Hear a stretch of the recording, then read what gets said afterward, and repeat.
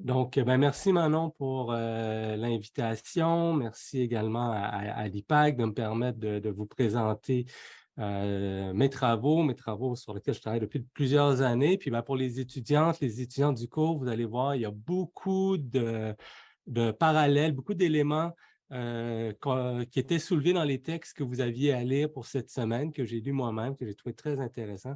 Vous allez voir, il y a beaucoup d'éléments qui étaient soulevés dans les textes qui vont revenir dans ma présentation, comme quoi il y a des éléments communs quand on réfléchit à la tradition en lien avec la commercialisation des produits.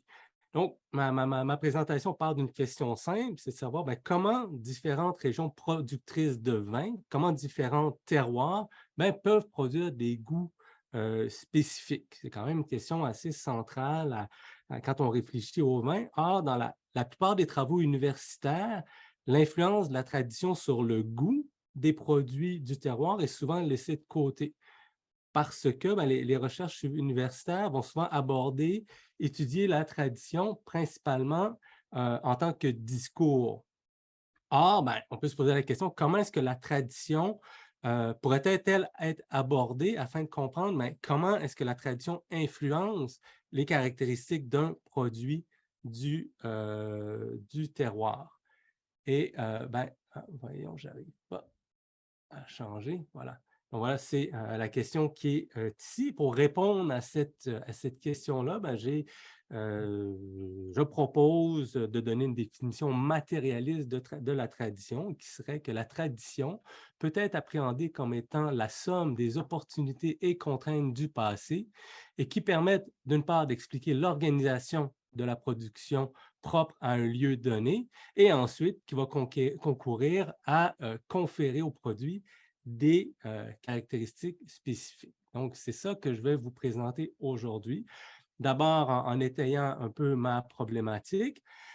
Ensuite, je vais présenter certaines perspectives rapidement de comment est-ce que, justement, le terroir et, entre autres, la tradition ont été utilisés dans les études sur le vin. Puis enfin, ce qui va m'amener donc à procéder à l'analyse comparative entre la Calabre et la Colombie-Britannique à travers cette définition matérialiste de la tradition. Donc, ben, les notions de terroir et de tradition sont aujourd'hui, on pourrait dire, centrales aux conceptions contemporaines que les gens se font aujourd'hui du vin, autant les consommateurs, les producteurs et les intermédiaires.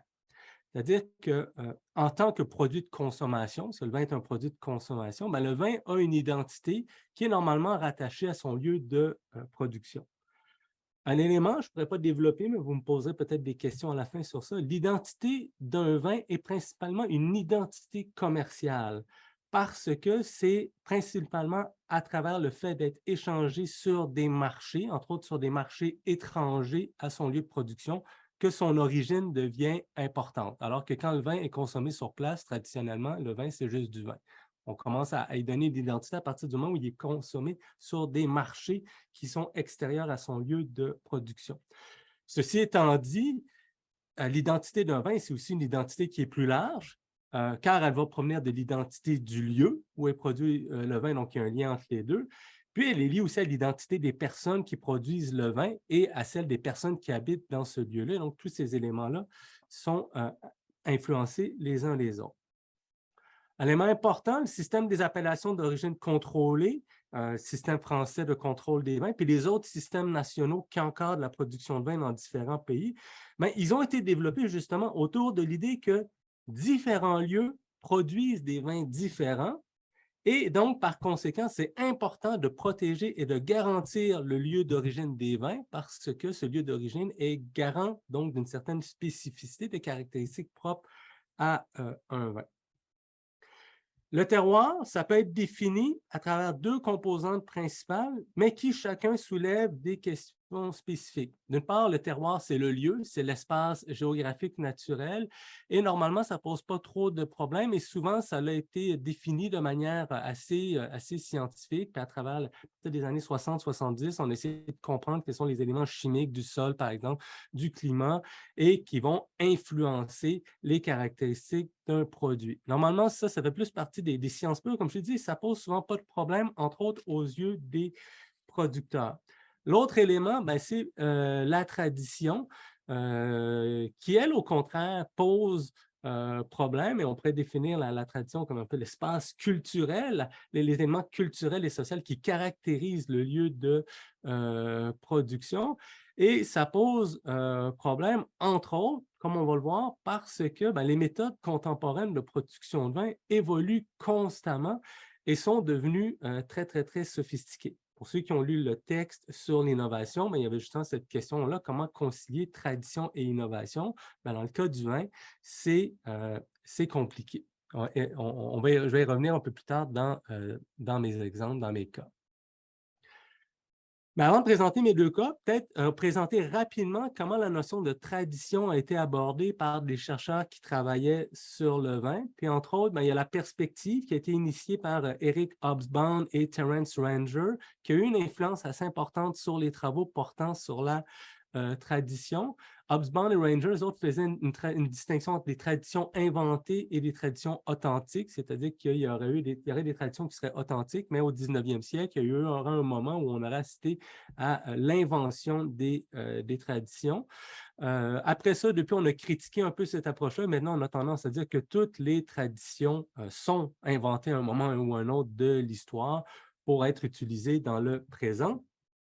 Ceci étant dit, ben, la question de l'invention des traditions appliquées au vin, ben, c'est intéressant de voir que d'abord, la notion de tradition, définie comme étant les us et coutumes, elles sont carrément inscrites dans la loi française sur les appellations d'origine contrôlée. Donc, oui, quand on a une appellation, c'est un lieu, mais aussi à ce lieu doit correspondre des us et coutumes, donc la tradition. Donc, si on veut s'inscrire dans la loi, il faut réussir à définir c'est quoi notre tradition. Puis après ça, différents chercheurs, ben, il y a Marion Desmaussier qui, dans son livre en 2010, avait montré comment la consommation de vin est devenue justement à travers le 20e siècle un symbole identitaire français, entre autres en suivant à la suite de la Première Guerre mondiale. Colleen Guy, qui a analysé l'invention du champagne en France comme étant une forme de tradition inventée. Harding, qui travaille également sur le champagne, qui, lui, présente l'utilisation de la figure de Dom Pérignon en Champagne comme une espèce de mythe fondateur et qui serait également une forme d'invention de la tradition. D'autres auteurs, Robert Hewlin, qui est à Bordeaux, lui, c'est assez intéressant.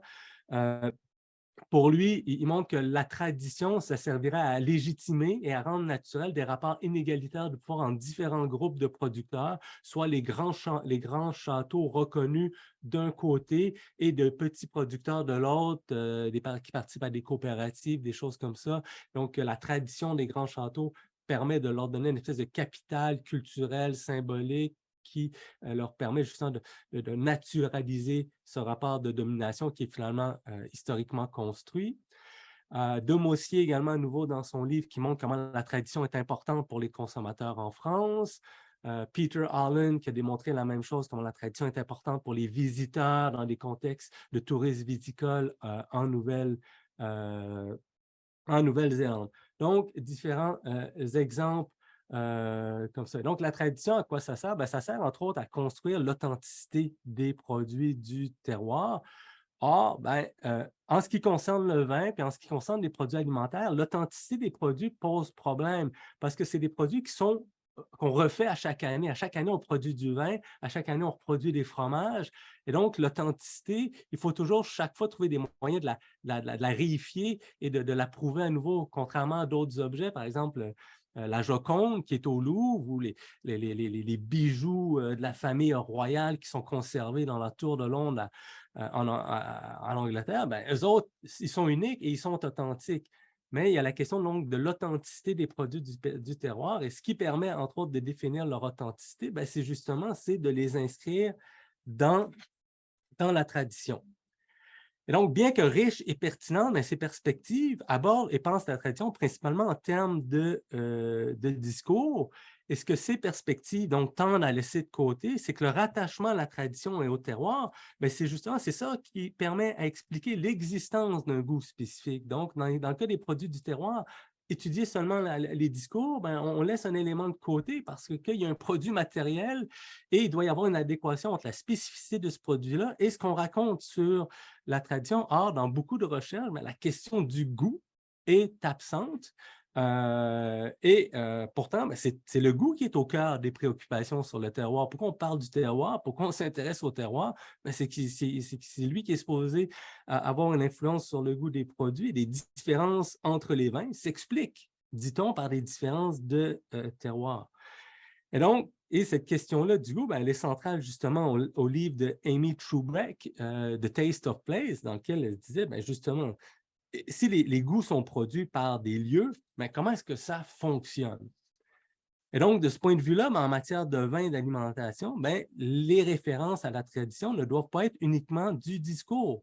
Elles ont une contrepartie matérielle, le vin, dont les qualités organoleptiques, donc le goût, les arômes, ces choses-là, doivent correspondre à ce qui est dit et à ce qui est fait. Euh, et donc, d'une certaine façon, la prise en compte, il faut réussir, la prise en compte de la tradition doit être mise en relation avec son influence sur le produit final. Et donc, c'est dans ce contexte-là que ben, moi, je propose une définition matérialiste de la tradition qui me semble, entre autres, pertinente dans le cas du vin et des produits du terroir. Et donc, dans cette perspective, ben, il y a plusieurs dimensions qui peuvent être considérées comme étant une tradition, qui proviennent en fait ben, des opportunités, des contraintes du passé, entre autres opportunités, contraintes politiques, économiques et géographiques, et qui vont avoir une influence sur la spécificité du goût. Et ça, c'est le cas autant dans les anciennes régions, les vieilles régions productrices d'Europe, mais c'est aussi, on peut retrouver ça dans des régions plus contemporaines. Ce qui m'amène maintenant à mon analyse comparative entre Chiro, Marina et l'Okanagan. Donc, pour illustrer justement l'intérêt de cette approche, je vais vous présenter maintenant des données que j'ai recueillies dans 2 terrains ethnographiques que j'ai réalisés dans 2 régions productrices de vin. Un premier terrain qui était celui que j'ai effectué pour ma thèse de doctorat à Chiro Marina en Calabre, dans le sud de l'Italie, où je suis resté pendant 1 an en 2000-2001, mais où je suis retourné à quelques reprises en 2004, 2016, 2019, où j'avais fait des entrevues à peu près avec une cinquantaine de personnes, en plus de rester sur place et d'avoir des échanges informels avec différentes personnes. Là-bas, on retrouve à peu près entre 15 et 20 caves. C'est dur d'arrêter un chiffre spécifique parce qu'il y a plein de petites caves qui font du vin, qui ont une commercialisation assez locale l'été. On dirait qu'il y a 15-20 caves plus officielles qui vont vendre leur vin sur des marchés extra-locaux. En parallèle de ça, on a à peu près 1500 petits viticulteurs qui se concentrent, eux autres, uniquement, donc des petits fermiers qui se concentrent uniquement dans la culture des raisins qui vont vendre ensuite aux caves ou qui vont vendre ailleurs en Calabre, puisqu'il y a un marché pour les raisins de Chiro en Calabre pour les gens qui font le vin à la maison. Le vin de Chiro étant populaire, les raisins de la place le sont aussi. C'est tous des gens qui proviennent de familles qui sont impliquées quand même dans la production de vin depuis quelques générations. Le total des superficies à vigne d'environ 500 hectares. Il y a un cépage principal qui est le Galliopo, qu'on retrouve à peu près uniquement là ou en quelques autres endroits en Calabre. Puis la ville de Chiro est vraiment unique parce qu'à elle seule, elle produit 75 de tout le vin, on pourrait dire d'appellation d'origine contrôlée de Calabre, est produit par cette ville-là, alors qu'il y a d'autres quand même, il y a à peu près une dizaine d'autres appellations reconnues. Et donc, vraiment, c'est un caractère assez unique. Mon deuxième terrain, ben, lui, a été effectué dans la vallée de l'Okanagan durant l'année académique 2017-2018, alors que j'étais professeur invité à l'Université de Colombie-Britannique, donc le campus de Kelowna. Là, on retrouve environ 185 caves. Il y a, bon, j'ai pas, oui, j'ai la superficie, à peu près 761 vignobles différents, parce qu'il y a aussi des gens qui sont propriétaires uniquement de vignes là-bas aussi. Un élément important, c'est tous les producteurs de vin, les gens qui ont des caves là-bas, les propriétaires de caves, là-bas on appelle ça des wineries, c'est tous des nouveaux venus dans la production de vin, donc des gens qui n'avaient pas nécessairement d'expérience. Le total de la superficie, on voit que c'est beaucoup plus grand que où j'étais à Chiro Marina, là, 3500 hectares. L'Okanagan concentre 85 des surfaces cultivées en Colombie-Britannique. Donc, il y a d'autres régions productrices de vin, mais c'est quand même concentré dans l'Okanagan à 85 Et on retrouve plus de 80 cépages différents, principalement des Vitis vinifera, mais aussi des Vitis labusca et des hybrides. Pendant que j'étais là-bas, j'ai fait des entrevues, principalement avec des propriétaires, des directeurs de caves ou des œnologues. J'ai fait une trentaine d'entrevues semi-dirigé, et en plus d'être sur place, d'avoir des conversations informelles, de visiter des caves, même de participer à la plantation d'un vignoble, des choses comme ça. Donc, premier élément de comparaison qu'on peut faire, c'est d'abord, effectivement, peut-être sur les discours sur la tradition et entre autres, ce qu'on pourrait qualifier des mythes fondateurs.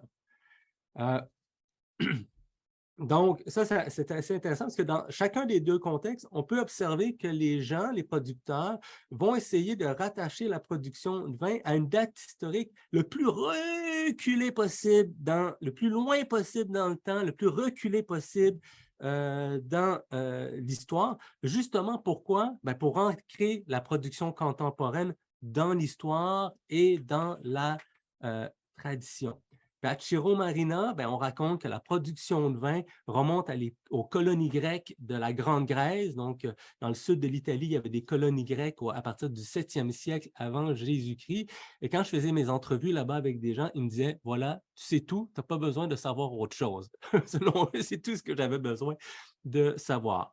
Et c'est vrai qu'il y a des vestiges qui témoignent de la production et surtout de la consommation de vin à l'époque des colonies grecques, même que cette région, à l'époque d'Hérodote, est appelée l'Énotria. Donc, on voit le mot « œnotre » et souvent, on traduit ça par « terre des vignes, terre des vins ». Les gens aiment bien, les Italiens aiment bien appeler l'Italie l'Énotria, la terre des vins, et encore plus la Calabre. Or que dans les faits, les Grecs, quand ils dénommaient un lieu, c'était davantage en fonction des gens qui y habitaient. Donc, Énotria, ça serait mieux traduit par terre des œnotres. Pourquoi est-ce qu'on les appelait œnotres? On ne le sait pas, on n'a aucune évidence historique pour savoir ça. Ceci dit, à Chiro, on n'en reste pas là. On dit en fait que le vin de Chiro serait le descendant du fameux vin de Crémissa qui était offert en cadeau aux athlètes qui revenaient vainqueurs des Jeux olympiques à l'époque de la Grande Grèce. Entre autres, Milon de Crotone, un des athlètes les plus fameux de l'Antiquité grecque. Crotone, c'est à 30 km au sud de Chiro Marina. Crotone, donc, d'où est issu Pythagore, entre autres. Milon de Crotone était soi-disant un amateur du vin de Chiro Marina. Ceci étant dit, il n'y a aucune preuve historique qui permet de démontrer ça et il n'y a pas de preuve historique de production de vin à Chiro Marina. Il y en a ailleurs à Sibari, un peu plus au nord, puis on a trouvé des vaisselles vinaires à Chiro Marina. Donc oui, il y avait de la consommation de vin, mais de la production de vin et le fameux vin de Crémissa, il n'y a aucune histoire à ce sujet-là. Donc, c'est vraiment une histoire qui fait partie de la tradition inventée et qui, d'une certaine façon, peut être comparée à une espèce de mythe fondateur de la production de vin. Un élément intéressant, c'est qu'il existe d'autres évidences historiques concernant la production locale qui remontent au 16e, 17e, 18e, 19e. Il y a beaucoup, je veux dire, c'est vrai que cette région-là a 3000 ans d'histoire, donc on retrouve des liens directs entre le vin de Chiro et des preuves historiques qui remontent jusqu'au 16e, 17e, 18e, 19e siècle. Mais c'est drôle parce que celles-ci ne sont pas utilisées dans la construction identitaire du lieu en tant que région productrice de vin. On préfère se rattacher à ce lointain passé qu'on juge peut-être plus héroïque. Fait intéressant, j'ai rencontré une histoire puis une situation similaire dans l'Okanagan, c'est-à-dire qu'on y raconte que la production de raisins remonte au premier établissement européen permanent dans la vallée, soit la mission, une mission Obla qui aurait été établie par le père Pandozzi en 1859. Puis à son arrivée, il va écrire une lettre à son supérieur dans laquelle il indique que le lieu serait bien approprié à différentes cultures, dont le raisin, et il dit qu'il a l'intention d'en faire pousser. Et donc, les gens utilisent ça pour dire, ben voilà, la production de vin remonterait à cette date-là. Ceci dit, j'ai trouvé un article dans le 7e rapport de la Okanagan Historical Society de 1937, dans lequel il y a un certain Bernard Lekim qui raconte un peu sa vie, son histoire. Et lui, ses parents sont arrivés en 1861. Il y avait déjà 3 ans, sont arrivés parmi les premiers à s'établir à cette mission, qui était une mission francophone à l'époque. Le père Panlosy était un Français de Marseille. Eux-mêmes, la famille Lekim était de Bordeaux. Or, dans son texte, il cite la lettre en question, puis il dit, ben, s'il y a déjà eu des raisins à l'émission, je ne les ai jamais vus et j'en ai jamais entendu parler. Donc, probablement qu'il n'y a jamais eu de raisin. Il a peut-être essayé une fois, ça n'a pas fonctionné. Il a peut-être même jamais essayé. Donc, c'est nouveau. C'est intéressant parce qu'à nouveau, on voit que le père Pandosy, comme le fondateur de la viticulture dans l'Okanagan, s'apparente comme une espèce de mythe fondateur. Donc, c'est intéressant, dans les deux contextes, on retrouve ce mythe de fondation qui constitue une forme d'invention de la tradition et qui sert à expliquer la présence de la production locale de vin. Puis dans les deux cas, ben, le mythe, justement, il sert à quoi? Il sert à rattacher la production actuelle à un moment le plus reculé de l'histoire locale. Donc, dans le cas de Chiromarina, c'est les colonies grecques, et dans le cas de l'Okanagan, c'est le premier établissement européen permanent à l'intérieur de l'Okanagan d'une part, mais enfin à l'intérieur des terres de la Colombie-Britannique en entier. Voilà. Or, ça pose problème, et le problème de la tradition, mais dans les deux contextes, j'ai observé des difficultés spécifiques avec la définition de la tradition. Parce que dans les deux contextes, les producteurs étaient conscients et sensibles donc au rôle et à l'importance de la tradition dans la définition de la spécificité du vin local. Puis ils étaient entre autres également conscients et sensibles à l'importance de pouvoir expliquer et communiquer cette spécificité à leurs clients et à leur marché. Dans le cas de Chiro Marina, la difficulté, elle provient de la nécessité à réussir à faire correspondre la tradition avec les pratiques actuelles de la production de vin. C'est-à-dire que la production de vin, aujourd'hui, c'est dans les faits une forme extrêmement sophistiquée d'agriculture. Et en fait, de toutes les formes d'agriculture sur la Terre, c'est probablement la forme la plus sophistiquée. Pourquoi? En raison du prix auquel se vend une bouteille de vin, ça permet et ça justifie que les producteurs fassent des investissements importants dans toutes sortes d'équipements de production. Dans l'Okanagan, les gros vignobles, là, ils avaient des sondes à quasiment à chaque 30 mètres dans les vignobles, il y avait des sondes qui enregistraient toutes sortes d'informations, tout était monitoré. Puis ensuite, quand on arrive au champ, au chai, il y a toutes sortes d'équipements, de technologies hyper sophistiquées qui émergent sans arrêt. Et fait intéressant, les champions, dit-on, de la tradition, les Français et les Italiens, ce sont eux, en fait, qui sont en tête de file dans la production d'équipements et de technologies pour la production de vin. Donc, pour toutes ces raisons-là, c'est pour ça que je dis que c'est vraiment la forme d'agriculture la plus sophistiquée, bien que la production, au contraire, va souvent être fétichisée sous cette aura de pratique traditionnelle. On va justement mettre une espèce de voile devant la production de vin pour dire non, non, c'est une pratique traditionnelle, immémoriale. Voilà. Je vais présenter dans un instant comment, à Chiro Marina, on faisait pour définir la tradition un peu plus en détail, mais avant, juste mentionner comment on fait dans l'Okanagan, la tradition posait un autre type de problème, qui est, donc, on pourrait dire, le cas de Chiro Marina, c'est le cas de toutes les régions des anciens pays producteurs. Comment faire correspondre la tradition avec les méthodes contemporaines de production, alors que dans plusieurs régions du monde, les nouveaux pays producteurs, là, les gens se posent carrément la question, est-ce qu'on a, oui ou non, une tradition? Et dans le cas des producteurs de l'Okanagan, eux disaient non, nous, on n'a pas de tradition. On n'a pas de tradition culturelle. Ça ne fait pas assez longtemps qu'on produit du vin. On n'a pas de tradition. Ils étaient capables quand même d'identifier, de définir la spécificité de leur vin, de leur lieu et de leur vin, donc de leur lieu en tant que région productrice et les caractéristiques du vin, mais essentiellement en invoquant des éléments, des arguments environnementaux et climatiques. Donc, concernant le terroir, ils réussissaient à définir leur terroir en fonction de l'espace géographique, mais pas en fonction de la tradition, donc pas en fonction de facteurs sociaux et culturels. Et donc, comment est-ce que les producteurs faisaient pour définir la tradition à Ciro Marina? Bien, comme je l'ai dit, ils avaient de la misère à la définir autrement qu'en termes très généraux. D'une part, on définissait la tradition principalement à travers l'utilisation d'un cépage unique, le Galliopo. Donc, c'est vrai que c'est un cépage qui est unique à cet endroit et qui est cultivé uniquement en Calabre.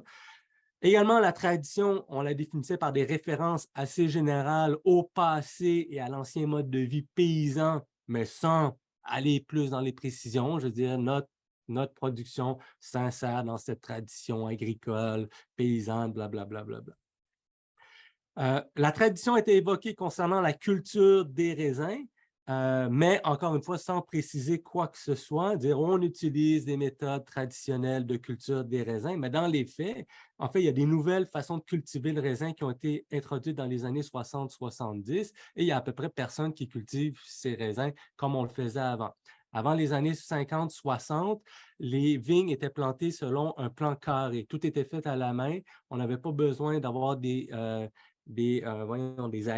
hein, des rangées de vignes pour faire passer les tracteurs ou quoi que ce soit. C'était comme un papier quadrillé, puis à chaque carré, chaque point de carré, il y avait des vignes de plantées. Et on cultivait les vignes à l'albarello, le petit arbre, alors qu'aujourd'hui, on a inventé de nouvelles façons de cultiver la vigne. Donc ça aussi, il n'y a pas beaucoup de personnes qui cultivent encore la vigne comme ça.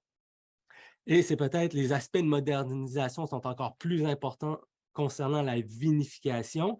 Dans le passé, les vignes, la vendange se faisait évidemment dans les vignes, mais il y avait des installations directement dans les vignes et on pressait directement le raisin dans les vignes. Au lieu d'avoir apporté tout le raisin au village, ce qui était compliqué, parce que les gens restaient toujours dans le village la nuit à cause des brigands, c'était dangereux de rester à l'extérieur. Donc, on pressait le raisin directement dans les vignes et ensuite, on montait le mou au village où là, on mettait directement le mou en tonneau pour faire la fermentation. Donc, ça veut dire que prendre le vin de l'époque était un vin beaucoup plus pâle que ce qu'il est aujourd'hui. Ou une autre chose que les gens faisaient d'une année à l'autre, quand la nouvelle vendange arrivait et qu'il nous restait du stock de vin de l'année passée, pour ne pas le gaspiller, on le rafraîchissait avec du nouveau vin. Et même certains producteurs se gardaient une barrique personnelle à eux dans laquelle ils rajoutaient toujours du vin nouveau dans le vieux vin. Donc, on mélangeait les millésimes, ce qui est quelque chose qui aujourd'hui serait pratiquement impensable, ou en tout cas, ça ne se fait pas souvent. Donc, tout ceci a été abandonné. Puis, les producteurs tentent plutôt, à travers le discours, de concilier des fois des nouvelles manières de faire avec une certaine idée de la tradition. Par exemple, il y a quelqu'un qui me justifiait l'utilisation des barriques aujourd'hui, donc les petits chênes, les petits fûts en français en bois, comme un moyen de revenir au bois. En disant, moi, mon arrière-grand-père, il y avait des cuves en bois. Après ça, on a eu des cuves en ciment, on a eu des cuves en inox. Moi, maintenant, j'ai la barrique, donc je retourne au bois.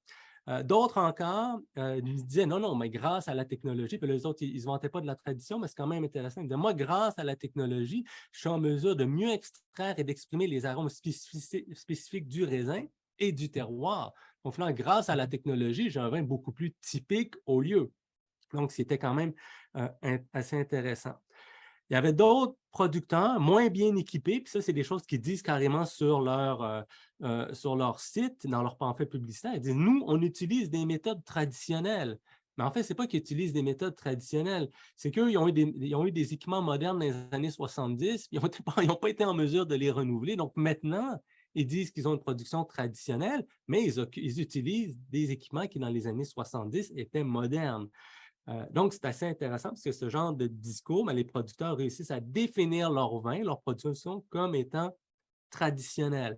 Puis il y a d'autres encore qui, eux aussi, ont des équipements un peu vieillots, un peu vieillissants des années 70, qui eux aussi vont dire qu'ils utilisent des méthodes traditionnelles et vont se positionner sur le marché euh, des vins nature. Donc, on voit comment, justement, on réussit à définir notre production comme étant traditionnelle, mais finalement, on ne réussit pas à faire une adéquation entre la tradition et le goût spécifique du vin.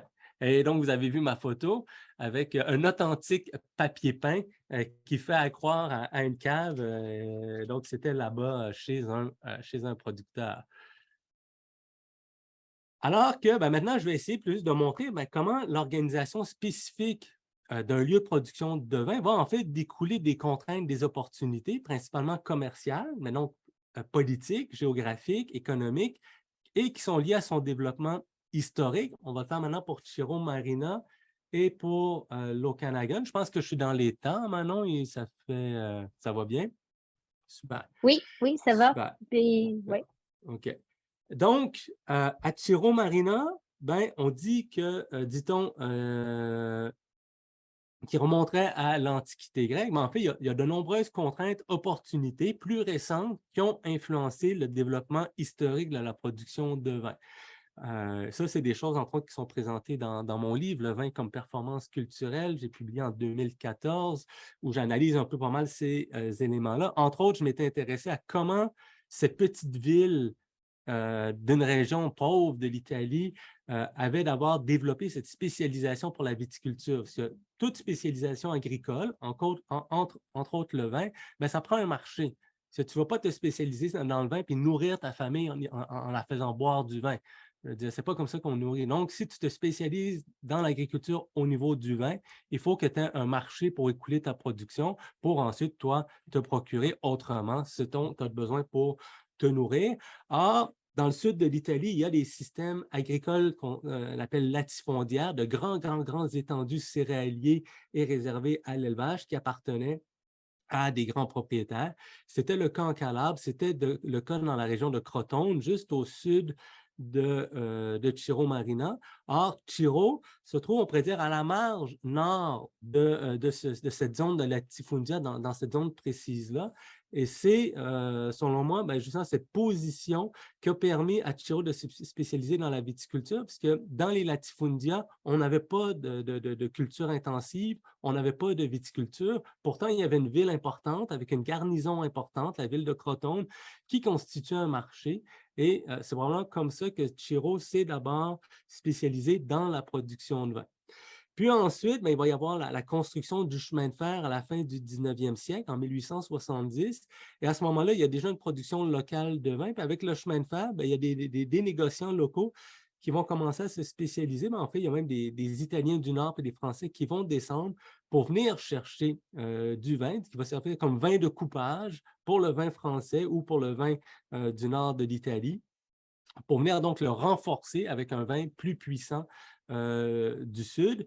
Et donc, le chemin de fer va donner un gros boost à la production de vin et de raisins localement.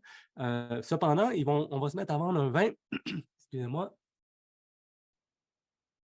un vin qui est anonyme. On ne sait pas quels les vins sur le marché, les gens ne savent pas qu'ils sont en train de boire du vin de Ciro. Excusez-moi, j'ai un chat dans la gorge.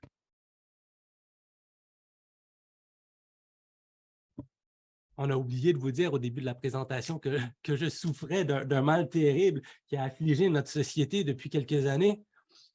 Ben oui, je suis covidé. Il paraît que c'est un nouveau mot. Donc, ça ne voyait peut-être pas ça se voyait peut-être pas jusqu'à présent, mais là, ça vient de me rattraper dans la gorge.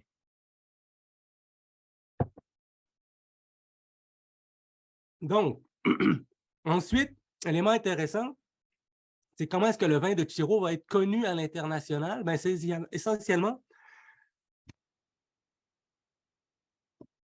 autour des diasporas immigrantes. Donc, vous savez, une immigration des gens du sud de l'Italie qui vont aller partout à travers le monde.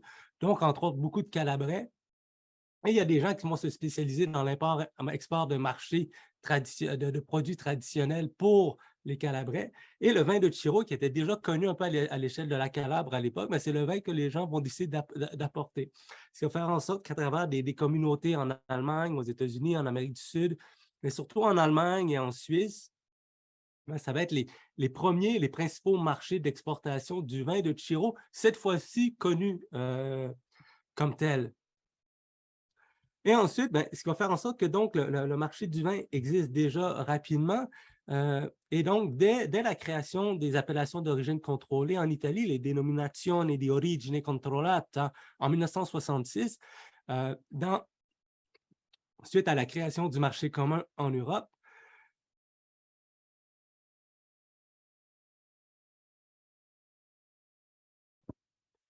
ben, à ce moment-là, Prends ton temps, Vincent, prends le ouais, temps de faire ta présentation. j'ai besoin Mais d'une oui, oui, pause. oui, c'est correct.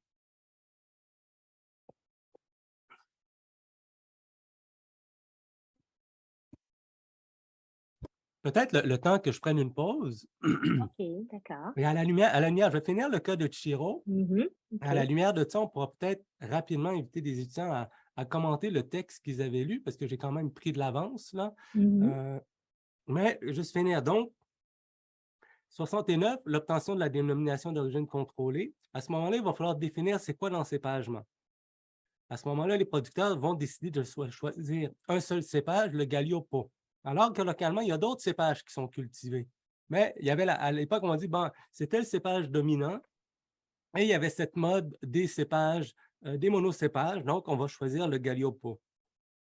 Également, la DOC va s'accompagner de nouvelles exigences légales et techniques. C'est-à-dire qu'il faut se conformer à des choses au niveau de la production, ce qui va paradoxalement, alors que c'est supposé protéger la production locale, ça va entraîner une certaine homogénéisation de la production. Donc, le vin, alors qu'il était peut-être produit de différentes façons par différents petits producteurs, bien là, tout le monde va se mettre à le produire de la même manière, ça va entraîner une homogénéisation. À la même époque, il va y avoir des subventions gouvernementales, ce qui va amener certains producteurs, entre autres, tu vois, les grandes familles, à profiter de ces subventions-là et mettre en place des grosses structures vitivinicoles, de grosses caves, parce qu'à l'époque, ben, on s'imagine qu'on va faire une production de gros volumes. Le vin, dans les années 70, n'est pas devenu ce qu'il est aujourd'hui. C'est un produit agricole comme un autre, puis on se dit, ben, plus on va en faire, plus on va faire de l'argent. Donc, on va se tourner vers une production de gros volumes, ce qui va faire en sorte que les petits producteurs vont dire, ben, il n'y a pas de place pour moi dans ce marché-là. Euh, la mise en bouteille va arriver, ce qui va compliquer la production de vin, parce qu'avant, le vin pouvait être commercialisé en fût localement ou par wagon-citerne. Ce qui va faire en sorte que beaucoup de monde, des petits producteurs, vont abandonner la production de vin et elle va se concentrer dans les mains de quelques caves, ce qui explique aujourd'hui justement pourquoi on a 1500 viticulteurs d'un côté et seulement 15-20 caves. Puis ensuite, à partir des années 90, il va y avoir un tournant vers la qualité. Et donc, ils vont dire, ben non, mais finalement, il faut se tourner davantage vers la qualité. Et là, on va utiliser des technologies et on va employer des œnologues formés ailleurs en Italie et qui vont venir travailler pour nous aider donc à faire un vin de qualité. Et donc, on voit à travers ce rapide tour d'horizon, on peut vraiment voir comment l'évolution de la production locale a été influencée par toute une série de contraintes et d'opportunités, et de voir comment ces contraintes, ces opportunités ont réellement affecté l'orientation de la production. Par exemple, le virage de la qualité, c'est une exigence du marché qui apparaît à partir des années 90 et les producteurs vont voir que leur marché qui fonctionnait bien vont soudainement se refermer. Ben, finalement, donc c'est une exigence à laquelle il faut se tourner. Et comment, finalement, à travers le temps, ben, ces exigences-là, ces contraintes, ces opportunités vont véritablement influencer les caractéristiques du produit final et ultimement son goût. Et je disais, je pourrais peut-être faire une petite pause là, mais je pense que ça rejoignait Mhm. des éléments que moi j'ai remarqués dans les deux textes que les étudiantes et les étudiants avaient à lire pour aujourd'hui. D'une part, on voyait dans le premier texte sur le passé historique des produits du terroir, ben, finalement, les produits du terroir émergent justement parce qu'il y a des marchés pour ces produits-là, des marchés urbains, d'abord formés autour des nobles et ensuite autour des bourgeois. Mais c'est qu'il y a un marché qui se développe et les produits qui viennent d'une région, ben, le nom de cette région-là devient justement important quand ces produits-là sont consommés dans un marché extérieur, donc dans une autre ville. Et donc, le commerce est très important. Et ça, il y a un géographe français qui est un des premiers à écrire un livre sur l'histoire du vin dans cette perspective-là, qui s'appelle L'histoire de la vigne et du vin en France. C'était Roger Dillon en 1959, et lui qui démontre comment tous les vignobles français sont concentrés le long des rivières. Pourquoi? Pas juste en raison des terroirs, mais parce que le passé des rivières servait de canal de commercialisation pour envoyer le vin d'une région vers les villes. Et donc, il y a un élément important. Donc, on voit la même logique ici à l'œuvre dans le cas du vin de Chiro. C'est les marchés qui ont influencé, les différents marchés, l'évolution des marchés qui ont influencé la forme qu'a pris la production. Et concernant l'innovation, ben, un élément moi, que j'ai remarqué dans le texte, c'était la figure, elle le disait, l'autrice, elle le disait, mais finalement, l'innovation va dépendre des gens. Et s'il y a des gens qui sont en mesure de, de, de, de, de, de prendre, d'avoir des pratiques innovantes, entre guillemets, sans vraiment les préciser, mais ce sont des individus qui vont prendre des produits traditionnels et d'une certaine façon, les amener sur le marché par leur habilité commerciale. Ça, c'est peut-être pas assez insisté. Elle n'insistait pas peut-être pas sur ça. Donc, on voit, il y a deux éléments importants sur ça. J'ai retrouvé ma voix. Est-ce que je continue ou Ben, euh, dans le cadre de la conférence, peut-être les gens de l'IPAC qui sont venus voir excuse-moi, la j'ai terminé. conférence? Oui, c'est ça, il est 14h46. Puis on va avoir un petit peu de temps pour la discussion. Oui, j'ai presque fini. C'est OK. ça. Moi, Ben, j'ai si tu es c'est vrai. capable de terminer, Oui, c'est c'est vrai, ça. là, ça fait 40 minutes que je parle. Je me suis calculé. Ouais, ouais, J'ai ben commencé oui, à tu as E6. une bonne présentation. C'est ça. Alors, crois-tu pouvoir Oui, conclure? oui. Ouais, je Ouais? vais finir OK, qu'on pourrait rapidement, passer peut-être à la période de en 5 questions. minutes, je vais finir, présenter D'accord, l'Okanagan. Euh, la même chose donc, que je viens de présenter concernant Chiro est peut-être encore plus vrai concernant la production de vin dans l'Okanagan. Il y a plusieurs éléments spécifiques de la production de vin qui découlent d'opportunités et de contraintes. Les débuts de la production de raisins à des fins commerciales datent de l'année 1927. Il y a une première cave qui apparaît dans les années 30, elle ne fera jamais rien de vraiment important.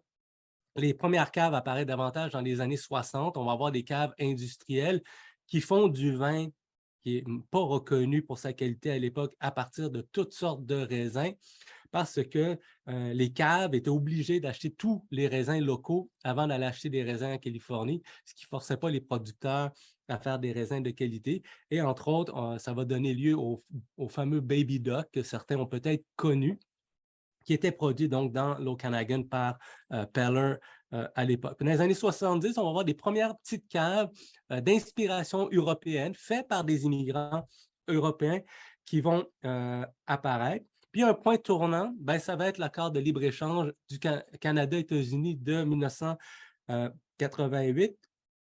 À ce moment-là, les gens vont penser que l'industrie du vin au Canada va disparaître. Cependant, il y a quand même, en s'appuyant sur peut-être une douzaine de caves qui existaient à l'époque, il y a vraiment une nouvelle industrie qui va commencer à émerger. Entre autres, pour les aider, ben, le gouvernement va permettre aux petites exploitations viticoles, va leur donner l'autorisation légale de recevoir des visiteurs et de leur vendre directement du vin à la cave, à la winery, ce qui n'était pas permis avant.